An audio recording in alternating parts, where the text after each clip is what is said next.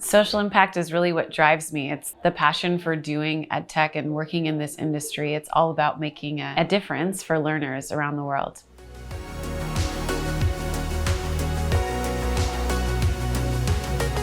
Hi everyone, and welcome to this Sustainability Circle talk. My name is Cynthia Birschler and I'm driving the Sustainability Circle client community at Julius Baer. For this first talk, we've got the pleasure to have Dr. Anissa Moeini with us to talk about the hot topic of education technologies, commonly referred to as EdTech.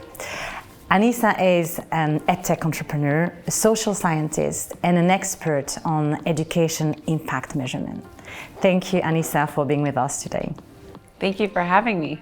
Let me first ask you, Anissa, what is actually EdTech? So EdTech is any digital tool for the education sector. And it has become more and more relevant recently. And can you explain us when and how basically it has gained so much attention? So EdTech's been around for decades, but definitely over COVID, it became something that everyone started to have firsthand experience with, and especially those people that had children that were in school or in universities during COVID saw firsthand that how much we need digital tools for learning and how it works.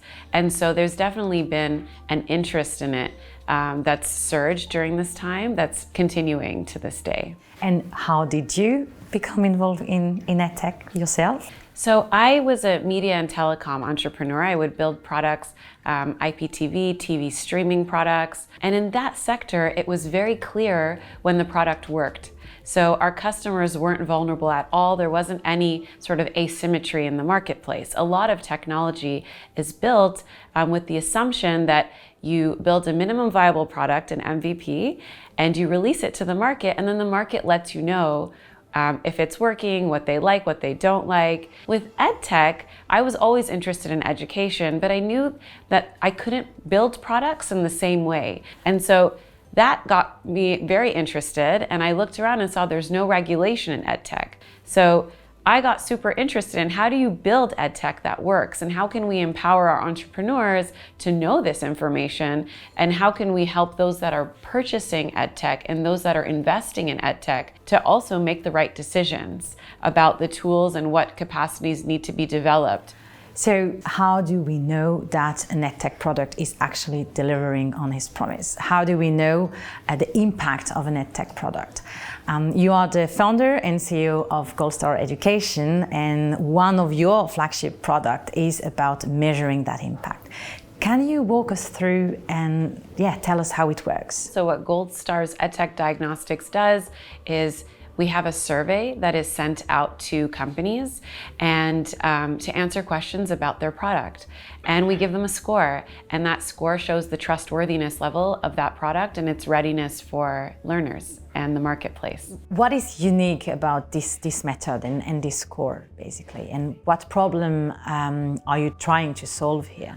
What's unique is that we give this visibility onto not only the product itself, but also the mindsets and the mechanisms behind the building of the product.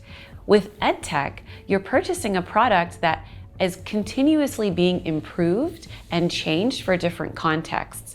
And so what we do is not only do we look at the integrity and research behind the product to that moment, but we also look at the mindsets and abilities of the team behind the product, because they are going to keep changing the product. And so we want to make sure that they build it in a trustworthy way, even after you've purchased it. Very interesting. And you are touching on the human aspect, and now if we come to you, what would you say has been your overarching mission or being driving you as an entrepreneur in that field? Education has always been a passion of mine because I believe in universal education and education equity. And that's why I think EdTech is really powerful, because it can help to get everyone access to high quality education. As you just said, Anissa, education is a foundation for sustainable development. How can education technologies help solving the problem, the challenge of education inequalities? EdTech is really amazing because it doesn't have the local filter as much, and so you can give people access to information from all around the world. EdTech is something that can really unite us and give us an understanding of all of humanity's experience. And also it can help us to make up for things that might be missing wherever we are. For example, right now with the teacher shortage, EdTech can help us to get access to great quality teaching. So it's a great way to fill in the gaps in different areas. And for equity, it's a great way for us to start to empathize and understand different experiences. And if we come to the dark side of EdTech, what challenges is this fairly new industry facing right now? Because EdTech isn't regulated, we are making assumptions and overestimating what these tools are going to be able to do for various contexts. So we have this gap where we don't know what products to trust and we don't have regulation around that. And so that's a problem. Another problem is that there is more funding where there's more money and more customers. And so we have a situation where EdTech is being built for in developed contexts and for privileged learners because that's what makes sense for business models. A lot of times the EdTech is very different and the products need to be built in a very different way.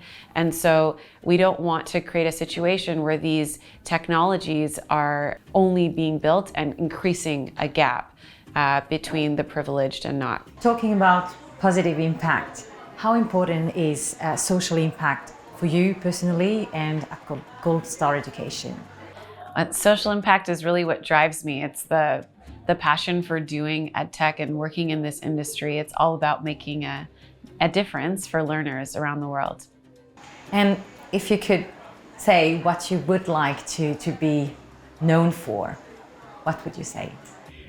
For making education better, for helping to get better quality learning experiences, especially for underserved learners, but for all learners around the world. I would love to just be known for helping, and also for entrepreneurs to see this work as being super supportive, and for investors to also feel like they can come to me or to Gold Star to help to make a bigger impact with their investments. So from an investor point of view, what would be your advice for our Sustainability Circle members if they may want to get exposure to the EdTech field and having a positive impact at the same time? So if an investor wants to see a positive impact, then in the first instance, they should make sure that the team is crystal clear about their education mission. So if the team isn't clear about what problem they're solving and exactly for who they're solving that problem, then it's not going to be a great investment. So they should actually advise the team to go back and to clarify their mission. In the second instance, to make sure that there are returns, the first step towards that in EdTech is to see if the companies themselves know exactly the segment that they're solving the problem for and have gotten feedback about their product, or if they don't have their product yet, about the idea from that segment, because that connection to the people that they're solving the problem for is really important. What has been your highlight along the way? A highlight for me was the aha moment during my doctorate when I saw that the most trustworthy products are built with teams that have these 6 superpowers of EdTech companies. So they have these qualities, these assets, mindsets, and mechanisms in the business to build strong products. But what are those 6 superpowers? The 6 superpowers of EdTech businesses, which is what Gold Star's diagnostics measure for, are leadership vision is the first one. It's the most important one. Then it's a learning culture. And the sense of purpose is the third one. The fourth is teamwork and their ability to work in teams within the enterprise.